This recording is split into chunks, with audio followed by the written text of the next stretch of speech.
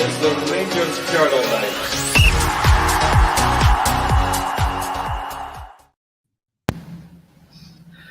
Good evening, everyone, and welcome to the Rangers Journal. My name is Robert Harron.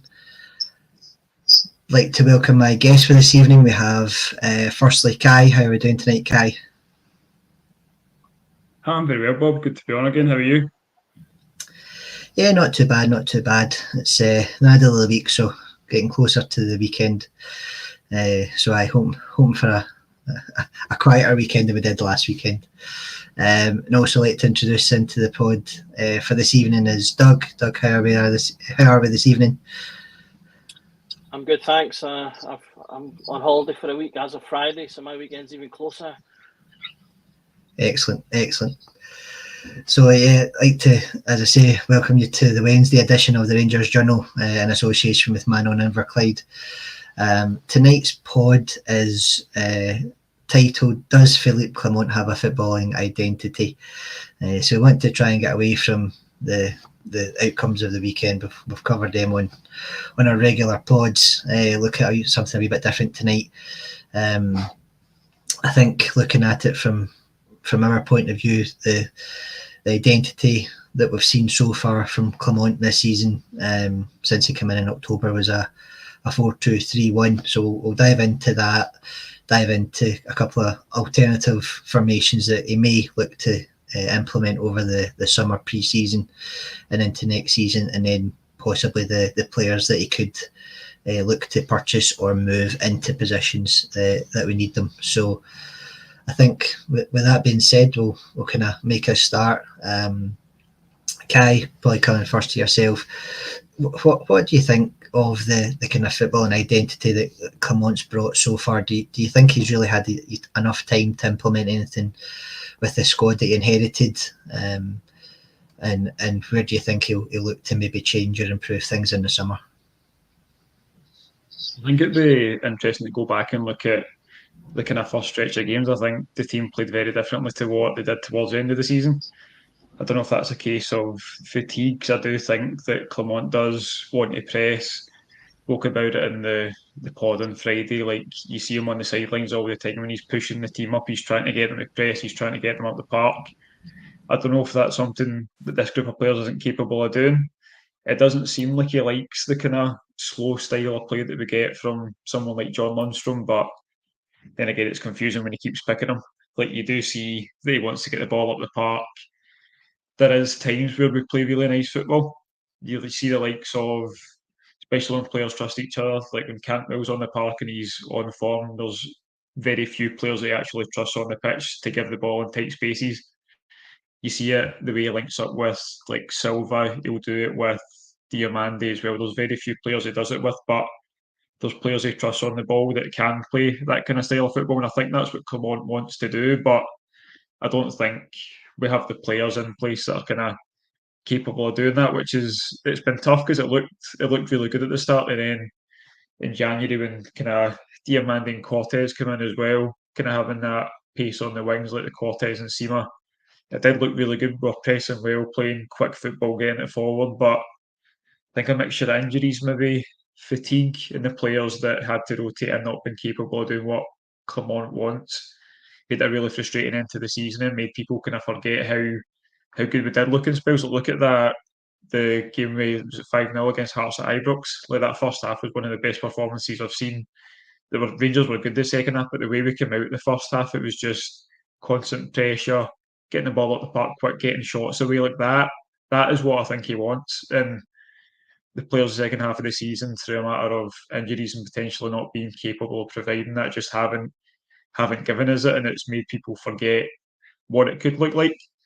It's like, we obviously know it's going to be a busy summer, so it'll be interesting to see the type of players he brings in, because the ones that have been linked so far are quite athletic, quite aggressive. So I think he does like to be aggressive in his press. So it'll be interesting to see how the summer plays out and who he's actually able to get in. But I think there's going to be a massive change, and when the season starts, we'll see more. This obviously dependent on who we get in. We'll see more of the style that he tried to play when he first came in compared to what we ended the season with. No, I agree. I think it'll definitely be an interesting summer ahead with the signings. Doug, what about yourself? I think, we've had, just over 6 months of watching Clement's team. I know he made, some additions in January. Obviously, Cortez was probably one of the pressing players that Kai touched on that unfortunately we never got enough time to see. I think, hopefully we get him back in the summer. But maybe just get your thoughts on, your take on the team since he took over in the 6 months he's been here, and how you think he'll maybe move things on in the summer.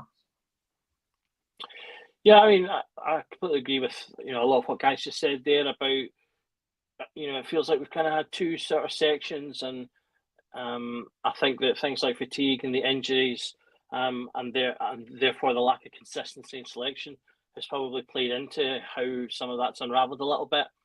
But we definitely did see some things in that first period that I think resonate with what he's done before he came to Rangers as well. He likes the team to defend as a group, and really push the space up and forward. Like Kai said, that kind of aggressive off the ball play. I've done a bit of looking at like comparison to players last year and this year. You can see the fullbacks are a little bit more narrow as they kind of push up. Tavernier in particular has played a lot more inverted this year than he did in the year previously, trying to fill up that middle space to protect for any transitions if we lose the ball higher up the field. In terms of Lundstrom, I think there's probably a wee bit of a love-hate thing there. Lundstrom seems to have a lot of attributes that I think Clement will really like for his style of play, particularly in terms of passing. Lundstrom likes that long pass, which I think Clement likes to use to get the ball out of defence and to the wingers quite quickly, and just sort of bypass the midfield to a certain degree. But where it falls down a little bit, what I touched on before, is I don't necessarily think Lundstrom has the attacking nous that we need as an offensive team, and certainly in the league context. Because while his passing is relatively good, it's not especially creative. It's usually the kind of the obvious sort of long pass, if you like, and he doesn't chip in a lot. If you're comparing him to the elite level players in his position, he doesn't get the goals. He's okay with assists, but not great. But anything that comes to that more offensive part, he falls down in. So I think Clement will want kind of just a younger Lundstrom, but with a little bit more creativity, so that they can add to that a bit more. And I think also something that's probably hindered a little bit has been Dessers. Obviously, we know he scored goals, and that's been good. But one of the things I looked at comparing him to other players in the league is, he seems to have Dessers pressing quite aggressively as well, trying to harry defenders and goalkeepers when they've got the ball, so that they'll just hit it long into that central area where our sort of aerial players, Lundstrom and the centre backs, can attack and win the ball back. And he's okay at that, but the rest of the play can, in terms of joining the midfield and press and then obviously things like hold up and stuff we've talked about before, he's not really ideal for. So he'll want something better there. So I think the personnel has played a part in that. Obviously, a lot of our oldest players are the ones that have played the most football, and again, I think that's chimed into the way that it's maybe kind of fallen apart a bit over time as fatigue again things have set in. I've touched on it particularly with Tavernier. I think it's just so obvious. The longer the season's gone, the more tired he's become, mentally and physically, and then that's when mistakes and things came in. And if you're going to have quite mobile fullbacks, which I think he will need, then that's something that will need to be looked at if he's going to keep Tavernier. If he's going to replace him, then that's fine. But I think one thing that's quite good in terms of our transfer strategy and the things that Clement's going to need, that sort of Kai touched on at the end there, is that we want to get younger players that we can develop and move on, and they're going to be more athletic, more mobile, have a bit more energy to them. And I think that'll fit with a lot of what Clement's going to want to do. So hopefully when we get a bit more of those type of guys in to complement the sort of the younger ones that are already there, then again, we'll start to see it gelling a bit more when they get a bit more time to play together as a unit, and sort of put the things into practice. No, I think quite a good couple of points there, Doug. I think, just based on what we've seen, I think, we've all been impressed to a degree with Diamandi, with his energy in the middle of the park, and I know he's had some time to settle in over the kind of past 4 or 5 months. But again, I think you've got to look to with a wee bit of optimism and hope that he's the type of player that we're looking to bring in the summer, as you say, slightly more athletic, slightly more energetic. I think, just touching on what Clement said before, we've reached an end of a cycle. A lot of these players have kind of hit that point where their legs are gone, but they've definitely not got the legs for the type of style that I think Clement is looking to implement. I think, in the summer, if he's wanting to, stick with the 4-2-3-1 or maybe move into using up 2 or 3 different styles of play, then we're definitely going to need the legs and energy from that. And I think hopefully with the signings that we hope to make, over the close season, we'll have a team much more resembling a side that Clement wants to see with that high press, attitude. So I think maybe coming to yourself, Kai, I think, what we were talking about before was, that energy. I think, based on that, I know you've done a lot of scouting through the various videos you've put up on the channel. Is there really maybe make a start on the players that you think you should be looking at that you've scouted, and maybe if there's one or two players that haven't been mentioned that we should be maybe looking to bring in the summer? I think the encouraging thing is looking at all the players we're linked to, like Doug said, they're a bit younger in profile. You look at Cordoba, obviously that seems to have fallen through today, but he's very athletic for a centre back, kind of very aggressive. And Guldames, it was linked today, obviously plays left back and can play centre back as well. He's quite athletic as well, and again very aggressive. So it's good that this is the type of profile he's going for. Obviously Cordoba is a bit younger as well. Guldames is 25. So he's looking at these kind of cheaper deals we can get, which is good. So it's just about, like you say, getting the profile that Clement wants. Have obviously identified quite a few players. It's going to be tricky to really put anyone in and say, I think this is what we're going to go for. Because I don't know who he wants next to Diamandi. Like obviously Raskin looks really good in that position, but it's going to be really difficult to tell the actual type of player he wants there. Because he's only really had Lundstrom and Raskin to choose from. He's not even a Drying Jack fit to kind of fit a profile of player. So it's tough when we're looking at probably Cortez coming back. We don't know what's going to happen with Sima. I doubt that's going to happen.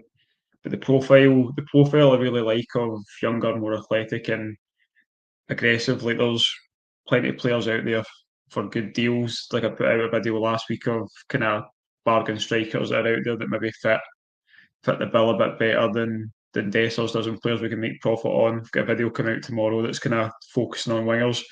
So if I can find them, then I'm sure the extensive scouting network that's at Ibrox can find these players. And I've picked players like Gildames that no one was really looking at. Like looking at his numbers are good. They're impressive. He's also started the season really well, but no one was really picking up on that. And then the reports today have come out that there's also maybe a Belgian club who I still don't think have been named that are interested as well. So these are the type of players we should be going for because, I mean, Belgian teams famously buy a lot better than kind of Scottish teams do, and they're good at developing players and good at selling them for big profits. I think the teams we're competing with for these players is also encouraging. Like I know the Mofokeng rumours went quiet. Adama Traore's a bit more experienced, but the quality of player we're looking at there is really high, despite what some people think about injury issues and his age. Like the quality's a lot better than what we have. So I like the links that have come out so far. I think it's just tough to actually recommend who fits in Clement's system without having watched. Like I didn't watch a lot of Monaco and Club Brugge, so I don't really. I know he wants Diamandi in there. Obviously, he's one of the deeper line midfielders, but I don't know who the kind of ideal player next to them is. But the links so far have been really encouraging, and I'm excited for this summer. I know a lot of people are worried about after the Cordoba news today and a player picking Norwich over Rangers, but it is what it is. They've went for a player, they've not got him. You move on to the next one, and like I say, it's going to be a long summer, but it's going to be interesting. I really like the profile that they've been targeting so far.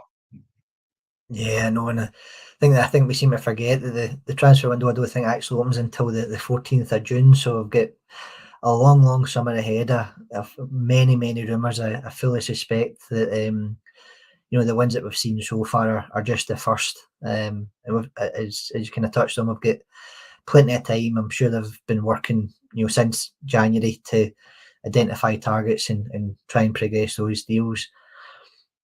It's maybe touching on that, Doug. Just I was kind of thinking about it the last couple of days. Obviously, when we seen the inside the hefty signing that obviously was announced just at the end of last week, and one of the first people he meets in the training centre is Coppin. We've not really had much in the way of a discussion or an interview with Coppin directly with with the Rangers team, media team. Just trying to maybe touch on the way he kind of went about his business at PSV. I know it was only for a short amount of time, but bringing in that kind of South American model that Kai touched on, these kind of young, energetic players that we can, again, trying to build on this trading model of bring them in for relatively low cost and then hopefully sell for a good profit.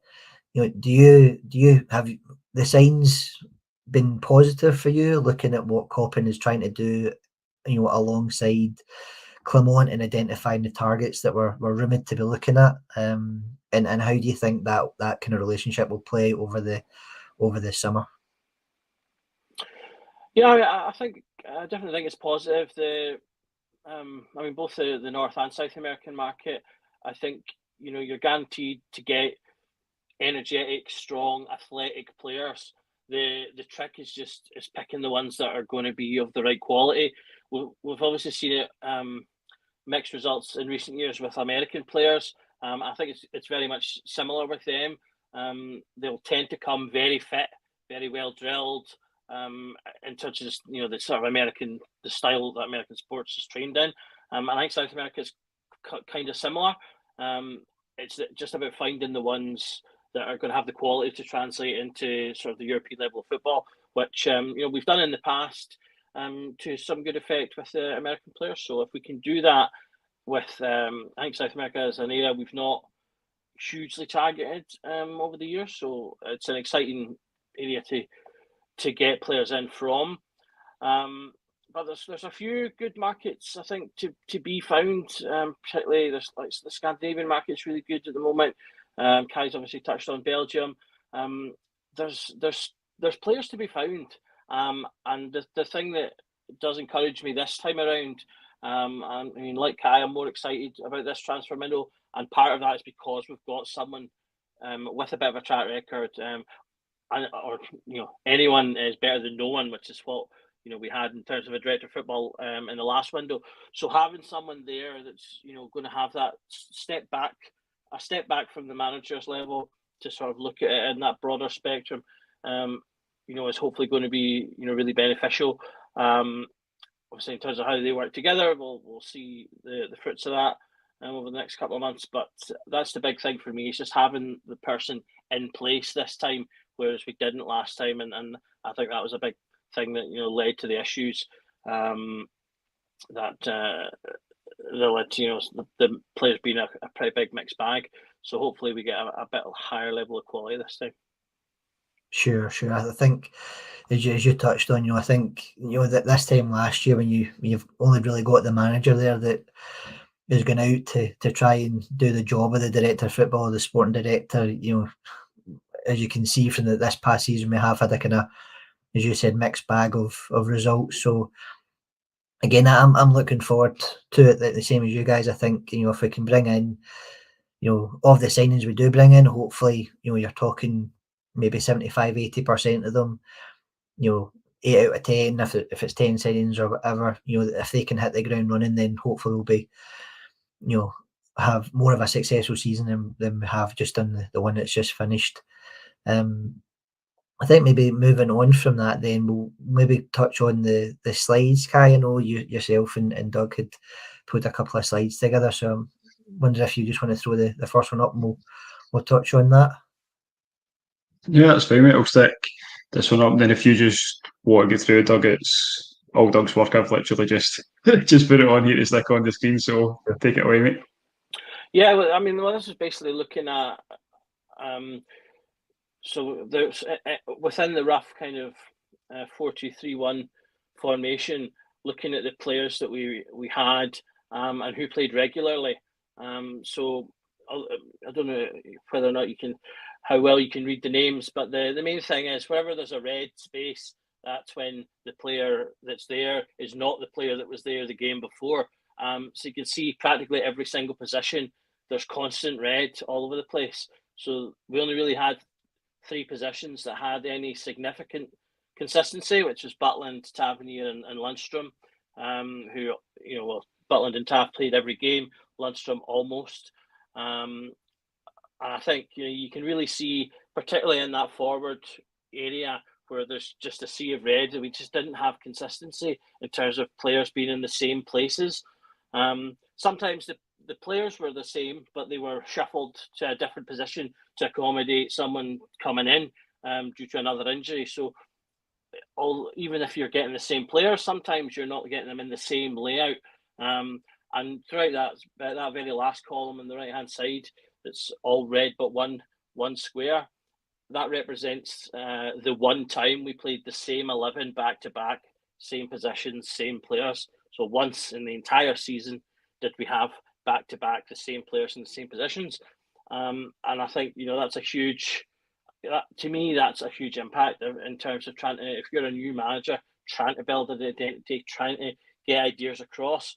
If you're constantly shifting the team around to deal with the injuries we've had, unavailability, the trouble with the European squad versus the domestic squad, all of that stuff together, you're having to deal with all of that. It's no surprise, again, that I think as time went on, things unraveled a little bit. Because we just have zero consistency as a squad and as a team, and it's a huge thing that I think we're hopefully going to see an improvement in next year. Clement himself has talked about it at length, so there is pressure on himself now to see that that's being dealt with. Some of that will be dealt with just personnel wise. If we're getting rid of players like Jack and Roof, that's people who've been injured all the time, who are going to be out the squad. So touch wood, touching every single inch of my desk here, the players that come in surely can't be much worse off than those two who, basically played about 5 minutes each. So to me, I think, again, that's going to be a big part of building consistency and building an identity that we can replicate. Yeah, I think when I had a first look at this, Doug, I thought it was, I was kind of looking in amazement that we only really had one time throughout the entire season where, it was more or less the exact same team that was picked. And that, again, as you say, kind of lends into the consistency aspect of the team and not really having that fluency that we would hope to come to expect from the Rangers team. I think, Kai, just looking at this, you can clearly see that, where we've been hit most again, is everyone would tell you, is in the attacking positions. You can see that kind of first half of the season with Seaman, the second half, there was a bit more frequency for Silva. So, do you think, hopefully with the return of players and an extensive pre-season, that will hopefully, as kind of Doug touched on, see a bit more consistency with the team going forward, especially in the attacking positions? I think it's one of those things we obviously spoke about a lot through the season, but it's really kind of jarring seeing it in this format, and the fact that it's only been one time. Like, we obviously knew we had a lot of injuries and there was a lot of rotation, but at no point did I ever consider the fact that it would only have been like 2 consecutive games that we had the same lineup. So it obviously highlights the impact of injuries, but it's a strange thing that every kind of new Rangers, the last 3 Rangers managers that have come in have all kind of criticised the fitness of the players. So, like, who does it come down to at that point? Is it something that's happening on the training ground? Is it the managers themselves? Is it the players? Because I spoke about this, I don't know if it was on Friday or another pod, but did we just have a squad of players that turn up to training, do their training, and then that's it, they turn up for the game? Like, fitness all depends on professionalism at the end of the day. Like it's a job to a lot of footballers. Some obviously take it more seriously than others. Spend hours in the gym before and after training. Some aren't like that. Do we just have a squad of players that don't look after themselves out with, like, as soon as they leave the gates of the training centre, they're not looking after themselves? Is that why the injuries are occurring? Is it medical staff, like I say, is it the coaching staff, is it the managers? Because the last three managers both came in have criticised the fitness of players in the regime of the previous managers. So it seems very unlikely that three managers in a row would be terrible at getting players fit. So I don't really know what the issue is, but obviously Clement's come out and said he's going to give the players a grueling pre-season. So hopefully we see a change, and if Doug does this again at the end of next season, there's a lot more green and there's more than twice we've been able to name a consecutive lineup. Yeah, I think, you know, it's obviously touching back on when Clement first came in and he mentioned those kind of four pillars that he's looking to implement. And obviously physicality is one of them, and fitness kind of ties in with that. And I would hope that, as you said, and as Doug's clearly, you know, illustrated with this graphic, that, you know, I would hope to see a lot more green come the end of this, you know, this time next year, for next season, with the players hopefully that we bring in, and hopefully with the training that's looking to be done in the summer. Just before we move on, I just want to touch on Charles for giving us the costed chats, the donations. Thanks very much for the money into the chat, Charles. It's much appreciated from everyone at the Rangers Journal. I think just moving on then. So again, we're looking obviously at the different positions, and you can see that, you know, between the kind of midfield and attack, that's kind of where we're most hit with replacements. You know, we've kind of had a slightly more consistency defensively, but again, you know, we're still struggling towards the end of the season. Doug, just based on, you know, even so much the hefty signing that we've obviously has been confirmed, and even the likes of Cordoba, who's been rumoured, and as much as that's probably fallen through, you know, well, I'm sure we've got to be excited with the prospects defensively, maybe not so much more in attack, but defensively that we've been looking at so far in the window. And where do you think, you know, Clement and Coppin will go for in terms of, you know, those types of players that hopefully will help defensively, you know, in this coming season? Do you think they've got probably alternatives, but is there anyone that maybe comes to mind from the Scottish League or elsewhere that you think we should be putting into those defensive positions? I don't know about anyone specific, but I mean, I think it's exciting to see that, you know, we're looking at younger players clearly. I think that'll be beneficial to put a bit more energy into the defence. And you know, he likes his centre backs to move into the midfield with the ball. So they're going to need to be again sort of mobile players. Funnily enough, when it comes to the defence, I actually think the biggest question, and possibly the most interesting and most impactful question in terms of our tactical layout, is whether or not he's going to keep Tavernier, because a lot of our attacking tactical setup traditionally has been to maximise the skills that Tavernier obviously has. And that's still continued to, I think, a reasonable large degree this season, because there's to my mind there's three ways that obviously you can approach this. So either you can get rid of him, in which case obviously he's gone, and I would be thinking he'll look to bring in a similar player to Hefty, a young player, who will come in and then challenge Sterling, who you would assume would be the first choice to pick up that shot.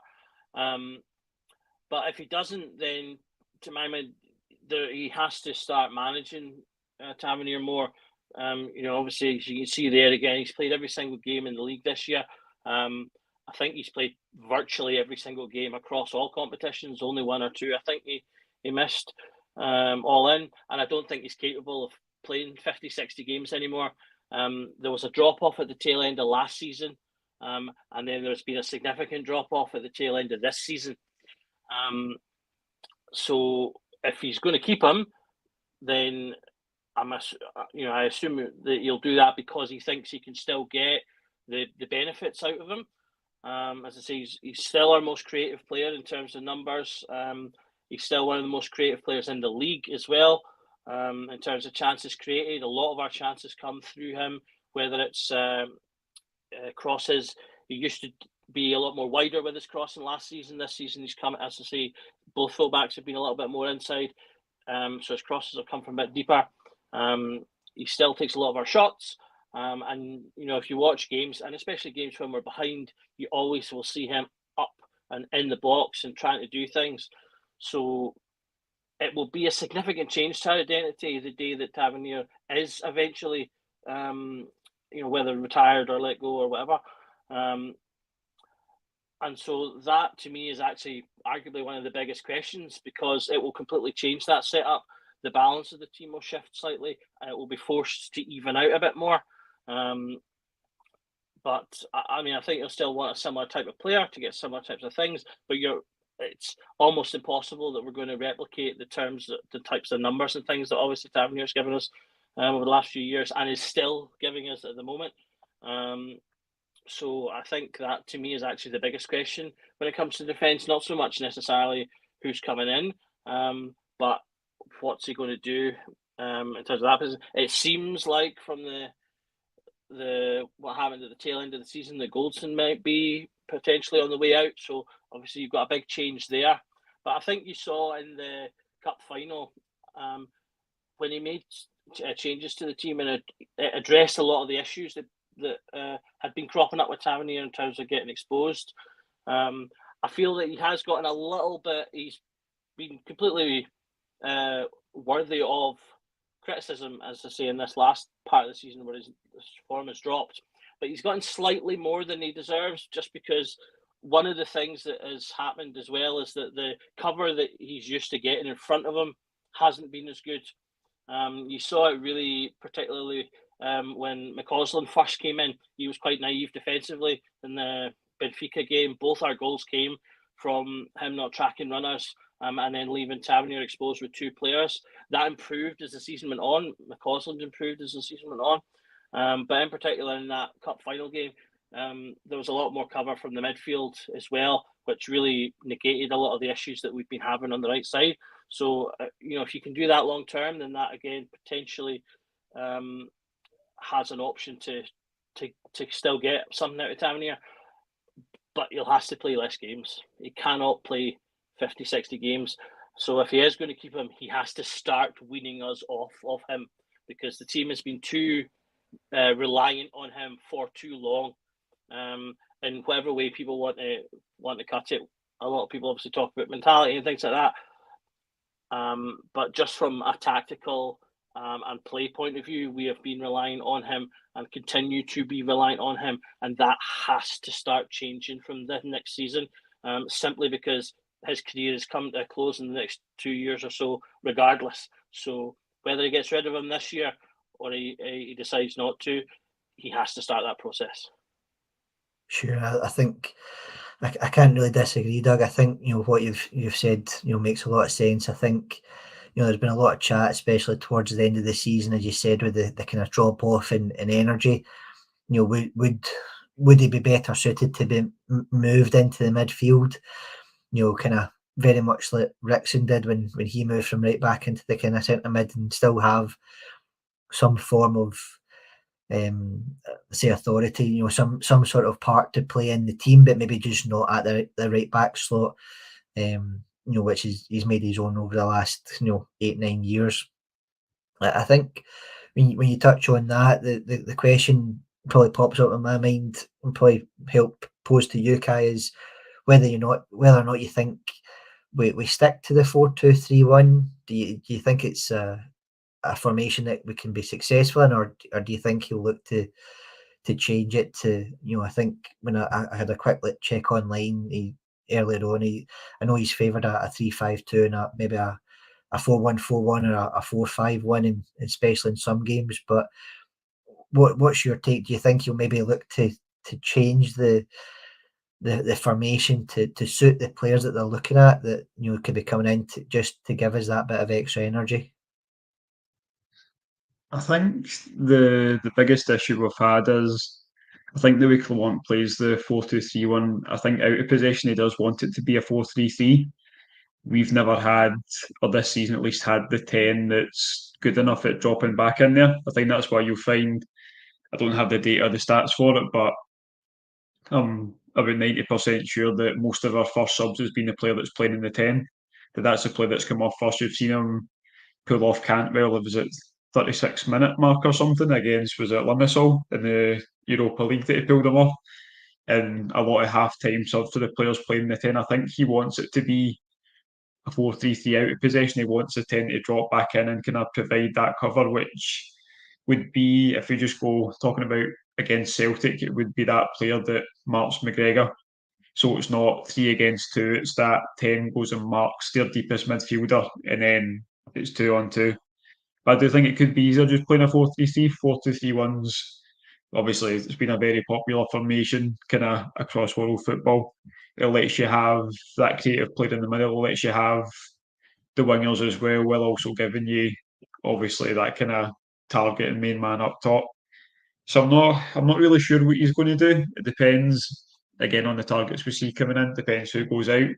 I wouldn't mind going to a flat 3 in the middle. It's not something I'm against. I'm not the biggest fan of the 10 the way we've been using it, and you see the difference when Lawrence plays. That he just doesn't seem to have a lot of legs when he starts games. It gets to half time or the start of a second half, and he seems like he's done. I don't know if it's the kind of demands of playing that position or just the kind of stage he's getting at with coming back to fitness, being in and out of wee niggling injuries. It's tough to tell, but I think ideally what Clement does want is 4-2-3-1 going forward, where there would be a deepest line midfield and then still a 2-3-1, and then like defensively having that player either mark the ball carrier or just making it a flat 3 in the middle. So I think he'll stick with something similar.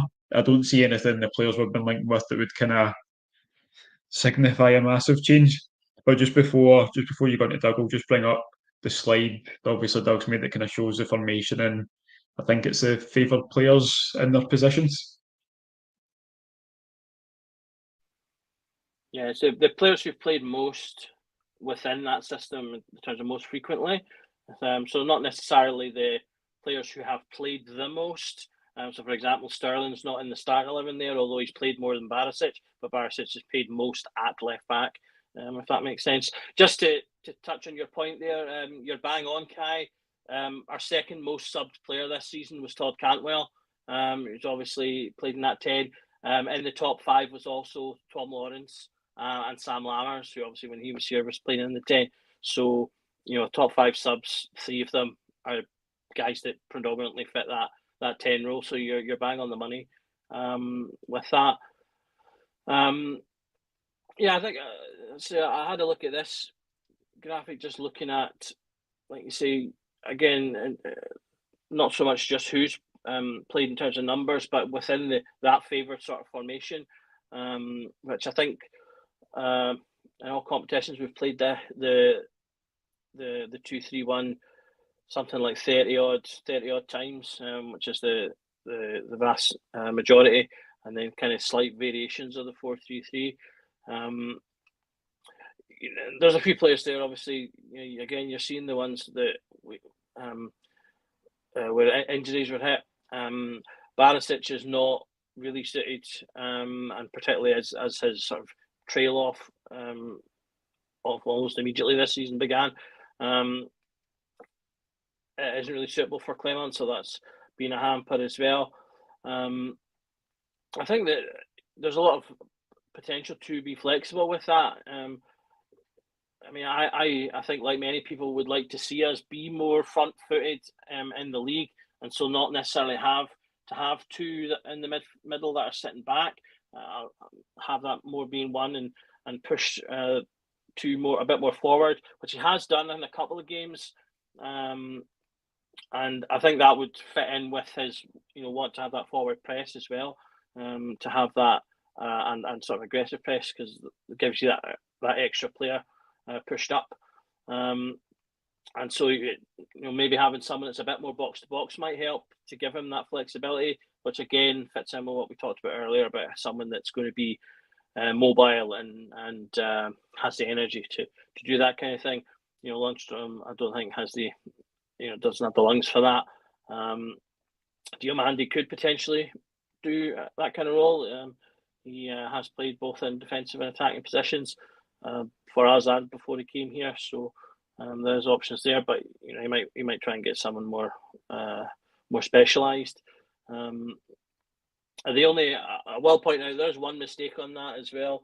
I've got John McLaughlin as the sub goalie, but he did not feature a single time in the squad, nor in the final 11. That should have been Ross McCrory that's in there. But I mean, you can see from the subs, all players that featured fairly, or pretty much all of them, fairly frequently, because we have making all those switches, and in the case of Sterling, obviously featuring all over the park as well, which again I think is as great as it is to have players that are flexible. In terms of Sterling, who's played centre back, right back, left back, right wing, he's played in the centre, he's played on the left at one point. Again, it's not good for the manager in terms of getting players doing specific things and specific roles within the team. If you've got one guy that's having to pop around all over the place, I can only imagine the difficulty for Sterling himself. When 1 week he's getting drilled and like, this is what I want you to do, and then next week he's getting drilled, this is what I want you to do, and it's something completely different to what he did the week before. It doesn't allow. It's not good for him as a player because he's not getting specialised, but it's not good for the manager either, because again he's not getting the opportunity for players to have that repetition, and obviously repetition can build that what was the phrase, that sort of second nature to doing things, and I think you can really see that in Celtic when they've got their key players playing regularly. There's a second nature to how they play and how they move that we just didn't have, and that's going to be a big thing to turn those games around. Yeah, I think it says a lot when you can see that the way the appearances kind of turned out as well, Doug. That again, that's just a lack of consistency because we just didn't have the depth due to the injuries this season to kind of be able to be more consistent, be more fluent, to, as you said, have that second nature to. And again, I know we had the managerial change earlier in the season, but again, these things all have an impact on how the team plays throughout the entire season. And it'll be very interesting, again, just when you touched on that graphic, that the number of players that were showing in the graphic that are unlikely to be there come the start of the new season. I think if you want to throw up the other slide, Kai, I think that was based on appearances, and again that probably just touches into what you were saying, Doug, that the number of appearances this season haven't, again, for the players that we probably would have wanted to be regular starters, we've had that inconsistency through injury, through suspension, attitude maybe as well. But if you want to just take us through this one as well, and we'll take take that forward. Yeah, I mean, this is basically simply just appearances in terms of who's made the most appearances, and both noting how many times they've been in the squad as well as appearing on the pitch. There's no real big surprises here. It's kind of similar to the first one. But again, when you're looking at the top players with the most appearances: Butland, Tavernier, Dessers, Lundstrom, Goldson, all older players predominantly, and players that we've ultimately been forced to rely on for one reason or another. So again, it fits into the same issues. I saw someone commented there about the players were still fresh when Clement came in. so we're able to react and get that sort of new manager bounce. But again, if you've got a manager who's wanting to play a more dynamic, aggressive style of football, and all of your players are north of 30 and playing 60 games in the season, I think you're going to struggle, and that's going to cause you to have to either make changes or over rely on those players. I saw another commenter talked about Clement liking to make changes anyway, and I think that's fine when you're in control of those changes and you're making them for the reasons that you want to make them, be that tactical or resting players or whatever. But again, even if Clement likes to make frequent changes, there's a difference between making the changes that you want to make because you've got a full squad of players available, fit, fresh, and raring to go, and having to make loads of changes because half your players are injured, and then you want to maybe change one player, but he's doing all the work, and you've no one to put in instead. So I think there's a key difference there. Again, like you just touched on, Bob, a lot of those players at the top might not be here. So again, that will enforce change depending on how that goes. So Butland, I think we're all realistic enough to know that's going to come down to if someone stumps up enough cash. We obviously want to keep him.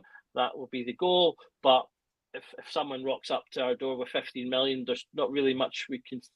There's no real way we can say no to that when you could get another goalkeeper and possibly 2, maybe even 3 players out of that kind of money, which when you're looking to do a big switch around like we are is obviously a big thing. Dessers, I think he could have been 50-50 in terms of coming or going, although if he's got an injury, then that'll probably mean he'll stay because no one's going to buy an injured player unless they're us. So you'd probably think that he'll stay. I think that's fine, though. I know some people, again, I noticed in the comments, some people concerned, that being older on more money, maybe he doesn't want to sit on the bench, or we have to get rid of him now. At the end, if he's injured, then we'll be stuck with him. But I don't think there's anything wrong with having a player who can get goals being in your squad, as long as we get in someone with a bit more quality there. Obviously, Lundstrom's likely to go. Golden's likely to go. Again, I think one of the big questions is on Tavernier there. So you've got a lot of players there who not only played a lot this season, but in terms of obviously Golden and Lundstrom have played pretty much every game of every season for the last few years. So we're going to get big changes if those players move on, and that's going to create fundamental change one way or the other. It's just then becomes down to can Clement make that a positive change. Yeah, I totally agree, Doug. I think just touching back on one of your points, I think we'd all agree that, especially towards the end of the season, he definitely wasn't. Clement definitely wasn't in control of the substitutions that he could make. He couldn't turn to the bench and pick the likes of Cortez. I think not want to touch on it too long, but the cup final weekend was that kind of prime example where Dessers got injured. He couldn't look to the bench and bring Ruth or Danilo on because they were both injured and they're obviously not in the squad.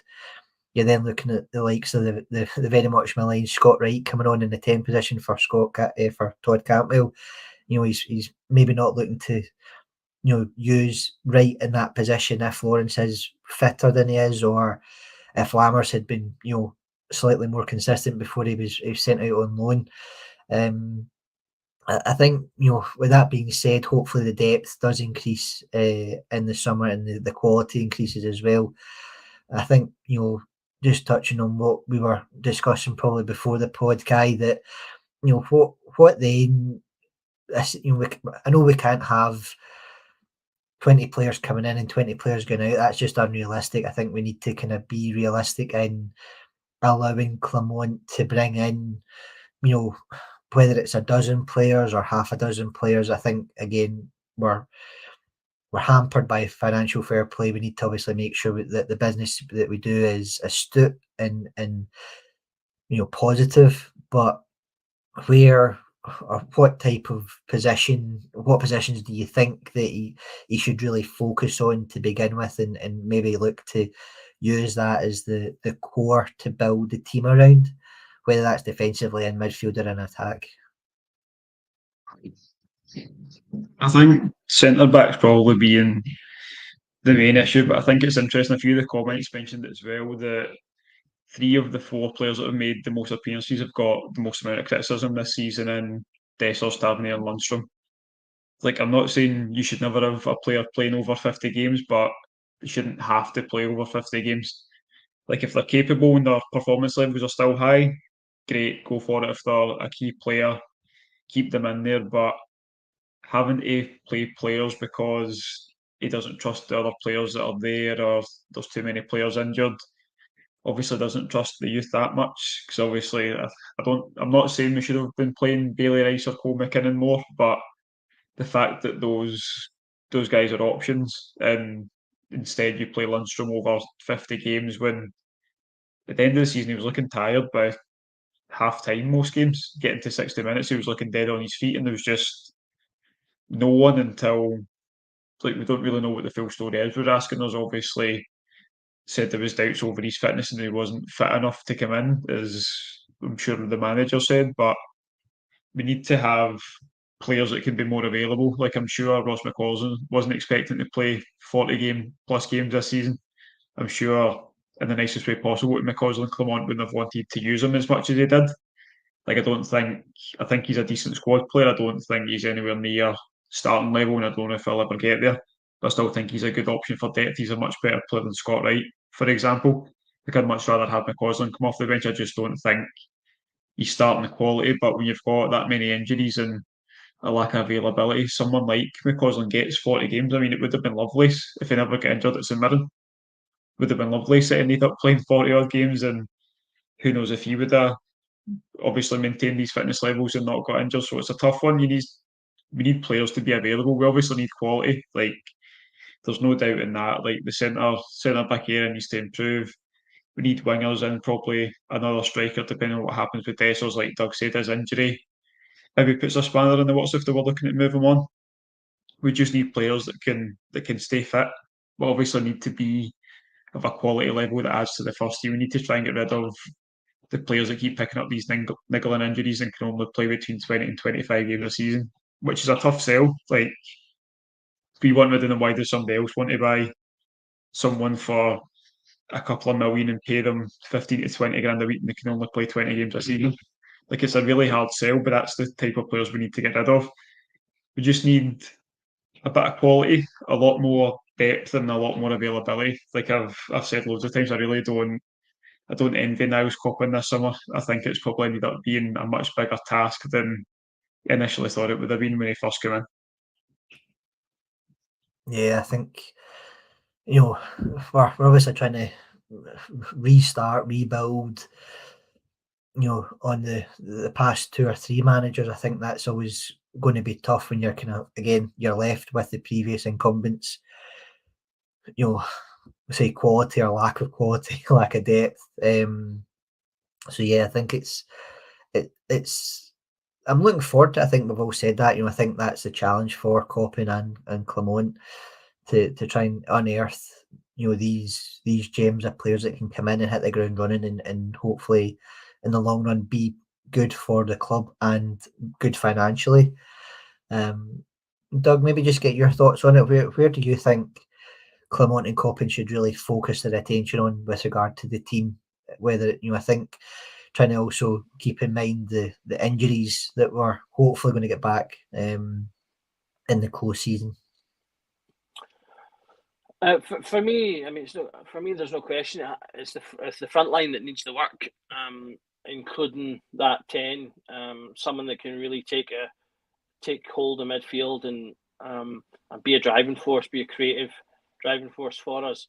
But that in particular, and the wings and up front, I've said it for at least 3 years now. As much as people have a huge complaints about the defence, our defence has on the whole always been fine on the grand scheme of things.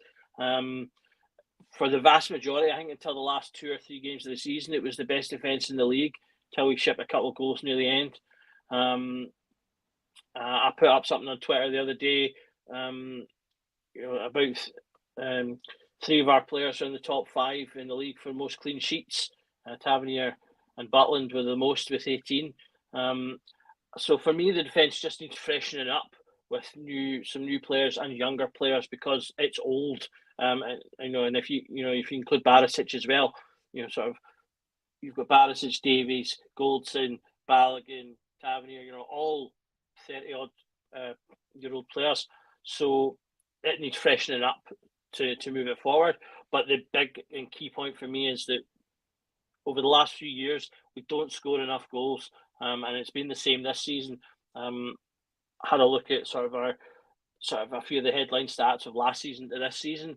Our defence has actually improved ever so slightly in most metrics. We lost less goals this year. We better duels won, better successful tackles. Passing was a bit better, but the things that all dropped. We scored less goals.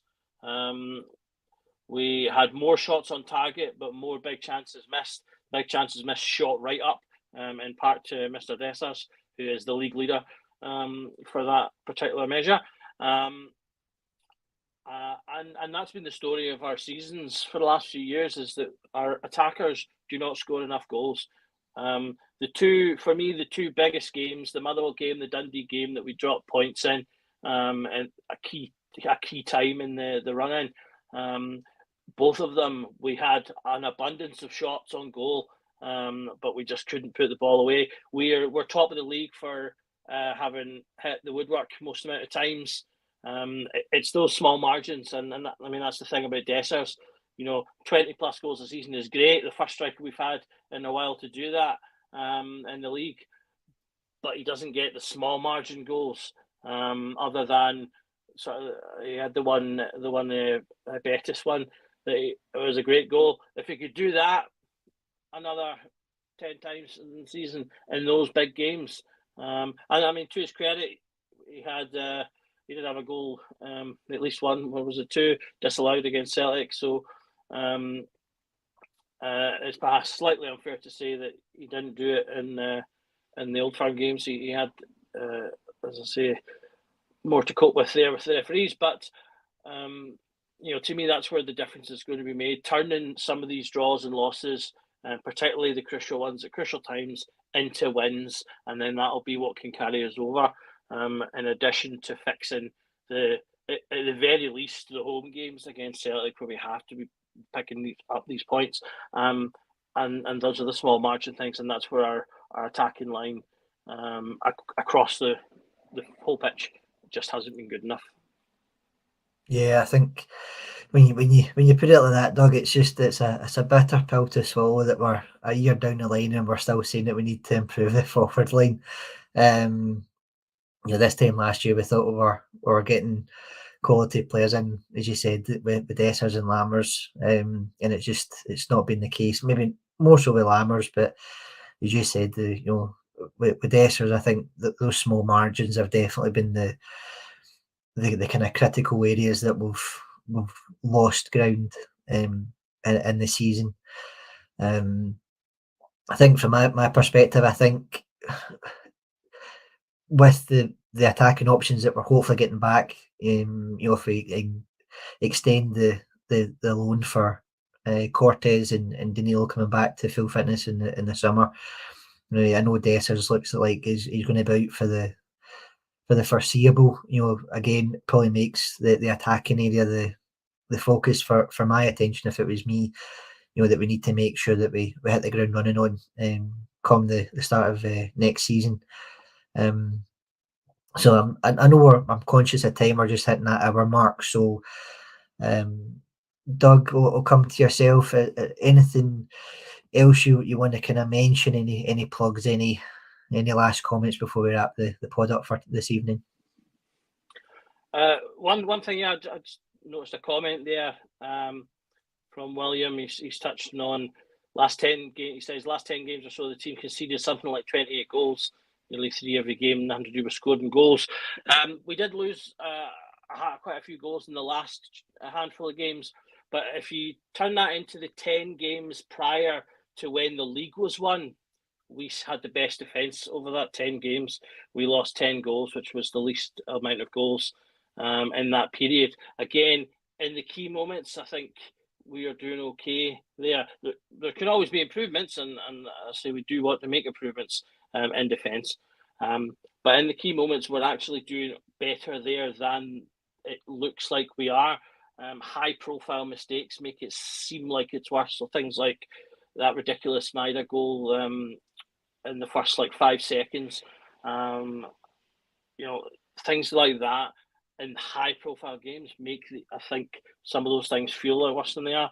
A lot of those 20 odd goals we lost were in the games after the league was already gone, and so I think at that point we had the 5-3 and 3-3 against Hearts. So I think had the things still been at full kilter, they'd probably been a bit more switched on for those games. The Hearts in particular, I think everyone was just already on there. Well, Hearts were already on holiday, and we were looking at the next game. So, but it's not wrong that we do want to improve that. We want to improve across the whole of the pitch, I think, is the thing. My final thought, I think, for everyone, though, from what I see posting a lot on Twitter and a lot of conversations, is I think we need to taper our expectations ever so slightly. I think some are expecting, us to buy 20 players and sell 20 players, and that's not going to happen. There's going to be some players in the squad next year that you don't like and that you don't want to be there, because it's going to take more than one transfer window for us to make the changes that we need to do. I think the important thing is that we do just see some key players coming in, and that we see more freshness in the squad overall, even if some of the players are the same. Because, like I say, we can't afford to get rid of absolutely everyone that people wants rid of. So that would be my closing thought, is that prepare to have at least some people still here next year that you maybe don't want. Sure, no, I think the biggest thing, as you say, is maybe just giving the management team and the recruitment team time. I don't think, as you say, taper expectations that, over the summer we can get, a good number of bodies in. I know that we can't get rid of everyone that we don't want. So, yeah, I'm glad it's not me that's in that position. But I'll come to yourself, Kai. Any last thoughts before we wrap things up? No, just something that's been mentioned quite a lot on Twitter today, and we've obviously mentioned it ourselves tonight. The transfer window's not even opened yet. It is going to be an absolute circus this summer. It is every summer, especially when you're been rebuilding for the last 3 summers. It's going to be lots of rumours. I've obviously committed on Twitter to covering every single one and doing a profile of every one of them, which thankfully is quieting down a bit the last couple of days, so it's given me some time to breathe on that. But that's something I'm going to stick to. Wherever you see the rumours, send them on.